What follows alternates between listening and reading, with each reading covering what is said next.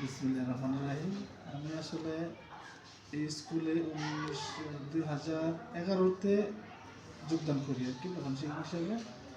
আর স্কুলটা প্রতিষ্ঠিত হয় অনেক আগেই, স্বাধীনতার আগে।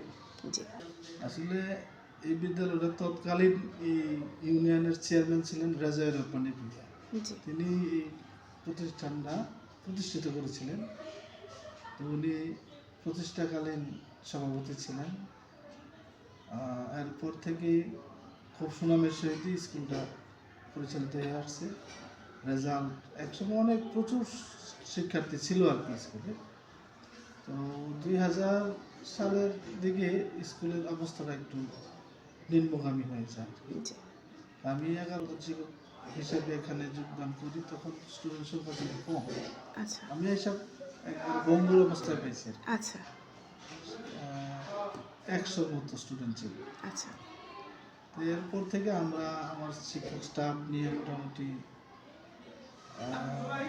অনেকবারই মিটিংয়ের মাধ্যমে, আলোচনার মাধ্যমে আমরা একটা পর্যায়ে গিয়া স্কুলের স্টুডেন্ট সংখ্যা 700-র মতো 700-তে উন্নীত করতে পারছি। যে করোনার কারণে মাঝখানে এটা একটু সমস্যার সৃষ্টি হয়েছে। এটা এনে শুধু সারা বাংলাদেশে বন্ধ ছিল, মাদ্রাসাগুলো খোলা ছিল। শিফট করে দিয়েছে, গার্ডিয়ানও ছাত্র কন্ট্রোল করতে পারে না বাড়িতে। তখন ওই যে গেছে এই কমরেই, এখন আবার আস্তে আস্তে বাড়তেছে, এখন 600-র মতো আছে। পর থেকে এসএসসি রেজাল্ট প্রায় বছরই শতভাগ 90, 97, 96 এই ধরনের পার্সেন্টেজ ছিল। রেজাল্ট ছিল মনে হয় 87% 25 সালে।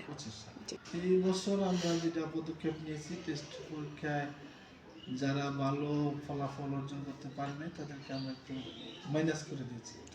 তোমরা আগামী বছর পরীক্ষা দিবে, তো 10-ই থাকতে হবে।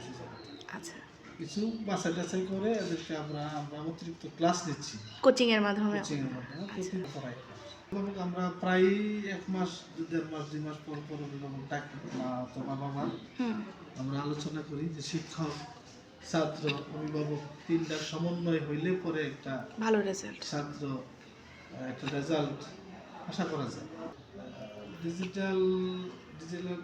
ডিজিটাল করার যে প্রক্রিয়াটা গভর্নমেন্টের ছিল বা বর্তমানেও আছে, এটা আমাদের স্কুলের সভাপতি ছিলেন আবুল ফজল মীর, স্বরাষ্ট্র মন্ত্রণালয়ের যুগ্ম সচিব। ওনার সহায়তায় আমরা ডিজিটাল ল্যাব পেয়েছি। মাল্টিমিডিয়া ক্লাসরুম নাই, কিন্তু আমরা ওই ডিজিটাল ল্যাবের মাধ্যমে এই আইসিটি শিক্ষাটা এস্টাবলিশ করার চেষ্টা করতেছি। এই মাল্টিমিডিয়া ক্লাসরুম পাইতে পারি।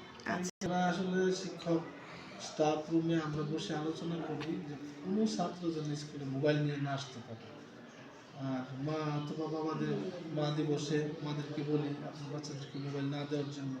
আর যদি মোবাইল দেন তাহলে সে তো সমস্ত সময়ই চলে যায় মোবাইল, তো পড়াশোনা করার সুযোগ নাই। মোবাইল ধরি সময় যে কোন দিনতে চলে যায় না নিজেই বুঝি, আরো বেশি আসক্ত হবে।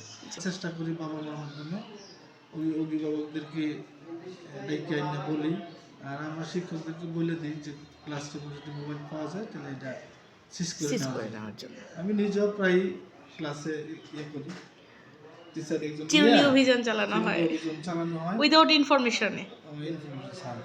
গত বছর একটা পাইছিলাম, 2টা পাইছিলাম, 1 বছর ছিল আমার হয়ে গেল।